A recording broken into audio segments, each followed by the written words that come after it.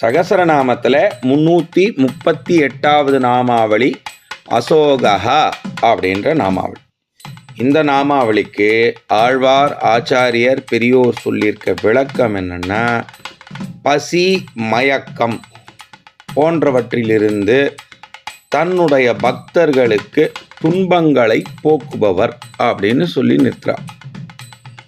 பெருமாளுடைய முக்கியமான பிரதாபங்களில் ஒன்று, எப்போ பெருமாண்ட ஒரு பக்தன் தனக்கு பசியால் மயக்கம் ஏற்படுறது அப்படின்னு போய் நிற்கிறானோ அவனுக்கு எல்லா விதமான போகங்களையும் உணவுகளையும் அளித்து தன்னுடைய பக்தனை காப்பாற்றுகிறான் என்பது இந்த நாமாவளிக்கு விளக்கம். விசேஷமான விளக்கம். எல்லாரும்